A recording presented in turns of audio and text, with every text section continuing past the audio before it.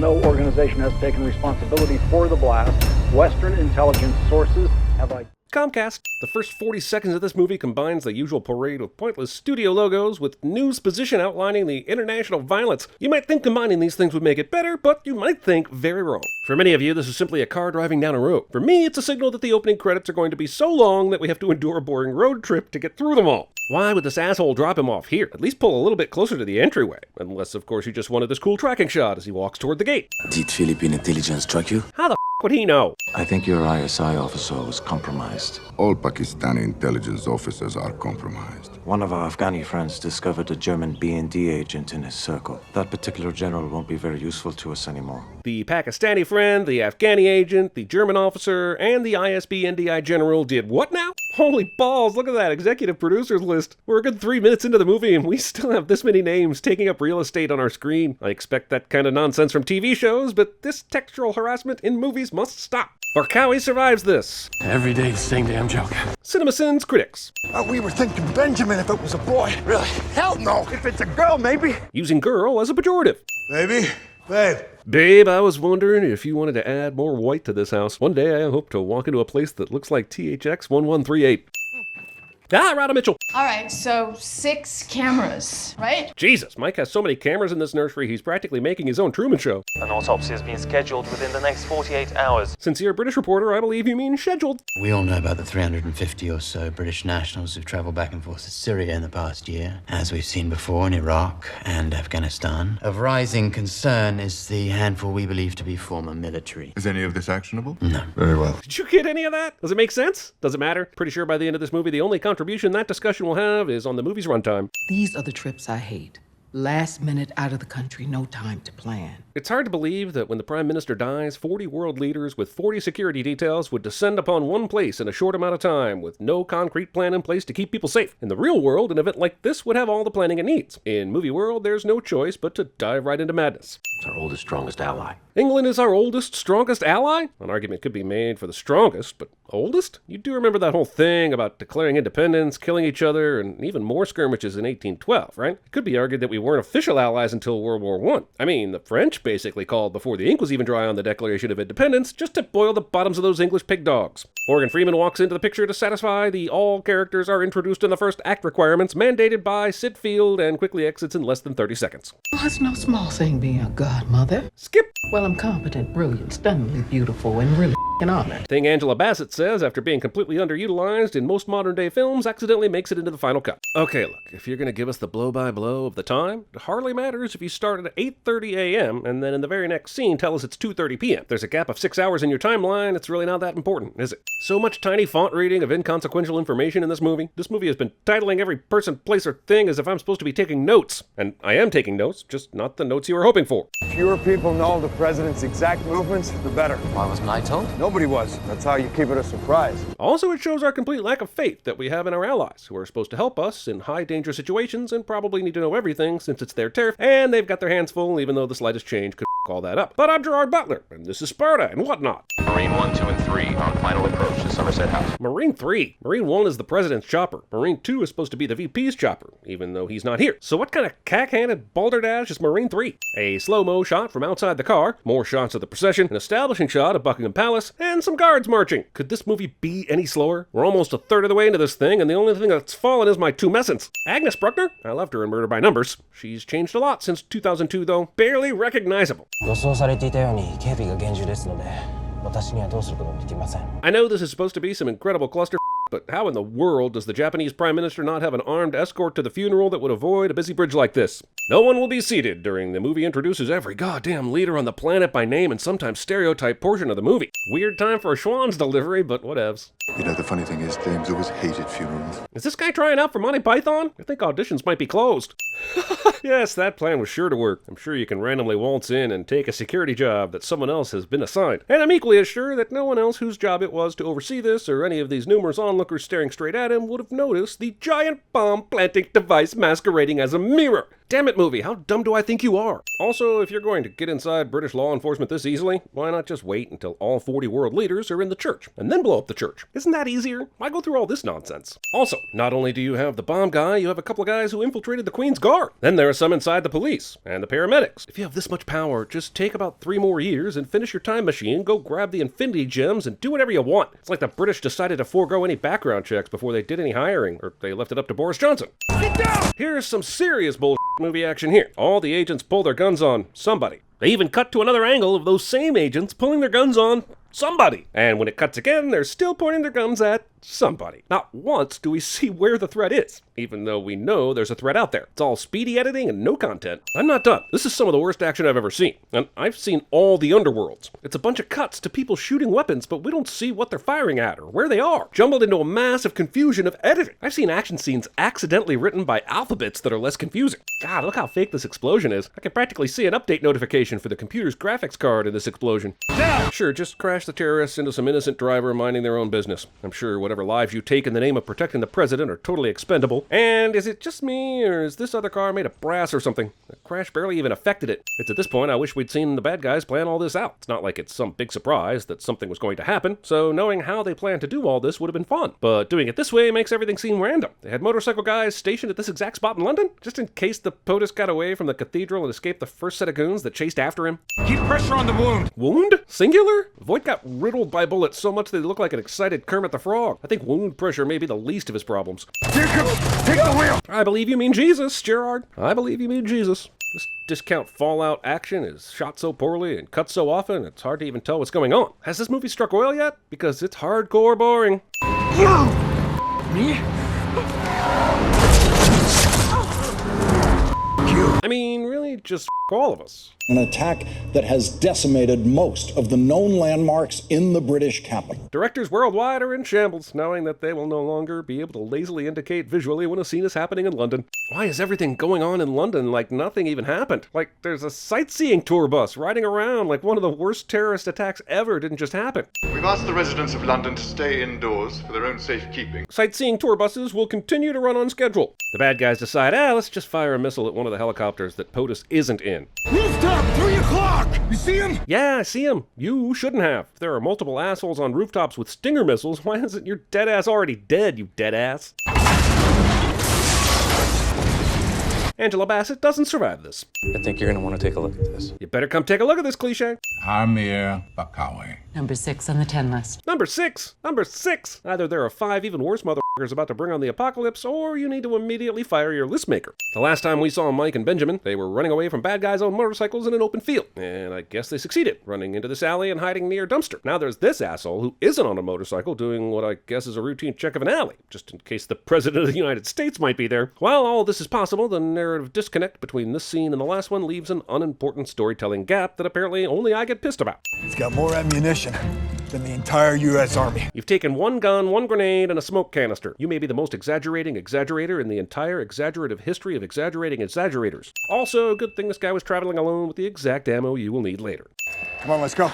Oh, there's the motorcycle guys. I guess the movie finally remembered. Here's more action shittiness. Mike throws this smoke bomb, confusing the terrorists, and they shoot blindly as the smoke fills the room. Now Mike throws a grenade down a completely different hallway, but we don't see anything until Mike walks around a corner to another hallway, and we see most of them dead. All of this is way too casual, as if action coherence was a dirty phrase on set. Reza. Answer me, brother. Good to know that just when the scene needs it, the bad guy addresses the other bad guy with their specific family relationship, so that Mike can exercise maximum emotional and physical pain when he kills this dude. My name's Mike Banny. For someone who is supposed to be really smart and such, Mike sure does like giving away his presence when it's completely unnecessary. So why don't you boys pack up your and head back to Kurdistan or wherever it is you're from? That's racist and Kyrgyzstanist. Is that really necessary? No. In fact, it was stupid. I do stupid things and say stupid things, but I look cool when I carry a gun, so that's all I need. There, freeze that. Okay, not only are we doing a full zoom and enhance cliche here, how did this asshole see anything from that distance to ask for the Z&E in the first place? Especially considering the reveal is that Banning is covertly signaling a drone miles in the sky. That's his left hand. Southpaw 6. Shorthand for MI6. What? Also, okay, even if it does mean that, what would have happened if he went anywhere else? How could he have told them he was going to Buckingham Palace? Would he have mounted Ben and rode him like a horsey while next to a butcher shop? I will not be executed for propaganda as my son and the American people see me on YouTube for the rest of their lives. Are you saying your son would watch that kind of video for the rest of his life? I mean, geez, it's not Despacito. State funeral must attend event for Western leaders, each one a target. Was it really that much of a must-attend event, though? And given what Trumbull said, wouldn't they have delayed the funeral and took more precautions than they did, knowing how many important people would be there? It's almost like somebody said, hey, we have to have a funeral as soon as possible. God damn the precautions. God damn them all to hell. Also, how is March of the Penguins just now figuring this out? Hasn't this been an obvious setup from the beginning? How would they have even been able to pull it off that quickly? I can't tell which is worse, that this movie wants you to believe that the characters didn't know this information, or that it thinks the audience didn't. We're gonna have to stand down our emergency services. Take out all legitimate personnel. Anyone that remains is a terrorist. It's crazy to me that they think these plans out in what is essentially the open. Everyone knows the government is compromised, so making a plan like this is like telling the terrorists what you're doing. The movie keeps showing us what time it is, like it matters in some way. Is there a looming deadline I've forgotten, along with my will to live? Long time, Jackson. Yeah, not long enough. I was just wondering, Hollywood, if we could get a man and a woman in a movie who knew each other years ago and are now seeing each other again for the first time in years that haven't Jacqueline, MI6's finest. Don't with her. This is some patronizing bullshit right here. Of course you don't with her. Even if she's not the finest, she didn't get into MI6 because she volunteered at soup kitchens. I don't know about you, but I'm thirsty as You know what I love about my favorite action movies? When the badass guy says he's thirsty and then drinks a full glass of water in real time while we all watch. How could you even make an action movie without the water drinking scene? They've intercepted Trumbull's message. Any kind of normal, so-called secure communication is compromised, and Trumbull himself admitted that he knew that. And all prior authentications may be compromised. The real question is, if you're a good guy, what is your recourse? The movie doesn't give an answer, basically saying that the godlike power the terrorists have is unbeatable. And we have to hope Mike Banning can succeed in spite of it. We don't see Trumbull thinking about the problem or providing a solution. He's just like, duh, I'll just send my usual communications, duh. It's amazing that this team of 6 went into a secret MI6 safe house and decided to split up like some sort of terrorist Scooby-Doo gang, giving Mike the chance to take them out one by one without encountering much resistance. This guy has no idea what's going on above him, but he decides, f it, I'll shoot blindly at the ceiling and hope I'll kill Mike and not my buddies. What kind of idiot country designs a safe house with an unsecured skylight? What will the British think of next? A condom with a P-flap?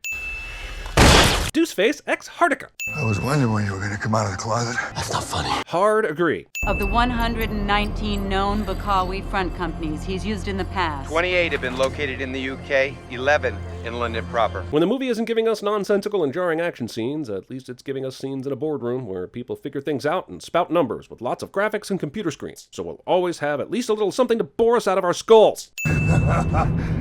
Made it. Good God, man, this is stupid. Mike would never do the premature celebration after driving through all that firepower. He'd still be on alert, which is exactly what this movie set up when it revealed that he set up 6 cameras in the nursery for his newborn baby, in addition to all the other paranoid traits. You for this lapse in character. Despite that, it's total bullshit that the terrorists had a big-ass truck ready to smash into the car, and one that could perfectly time its acceleration to hit it. If you had that big-ass of a truck, why wasn't it blocking the street where you set up all your guys earlier, so that any vehicle coming in couldn't escape? How many men get to experience their death witnessed by billions live? This is the only reason why they're keeping Benjamin alive. They were pretty content with just trying to kill him earlier, but because of some perceived slight, they decided to make his death more stoppable by scheduling it for the masses to see. There are nearly 100 terrorists in there. Yeah. Well, they should have brought more men. Get it? Because he's outnumbered, but he's such a tough guy, he's pretending like it's the terrorists who are outnumbered. Hilarity, thy name is Gerard. Also, it's at this point where it seems like the hero knows he's in a movie. Earlier, Mike said, These aren't your typical spring prey hillbillies. These guys are pros. The hero has gone from these guys are awesome to these guys couldn't kill me even if there were 100 of them in a matter of an hour. Even as the movie finally goes for an exciting, unedited action scene, the villains are basically reduced to gunfire blips in the background in a dark setting. They're the projections from Inception, only with less character. The posted times on this movie are officially ridiculous. It's apparently been 25 minutes since Mike and Benjamin started driving toward that ambush at the embassy, and a lot has happened since then. And it's been a mere 5 minutes since Benjamin was brought in by the terrorists, and a lot has happened since then. Considering that the terrorists have all the weapons and gadgets in the world, why don't they have night vision too? They almost here. Why don't you just kill him now? Damn, this terrorist would be amazing at CinemaSins. I might have to consider a new line of work. The whole world has to see this. But you see, this isn't 1994. You can easily record the murder and upload it to a number of places and the whole world will see it like you want. But apparently this guy adheres to the Bill O'Reilly school of, We'll do it live! Here's where you slow down the movie and watch what these assholes do when they completely fail at shooting Mike. This asshole is shooting down at the ground. The guy on the left doesn't appear to be shooting at all, and the guy in the middle just sucks. Technology.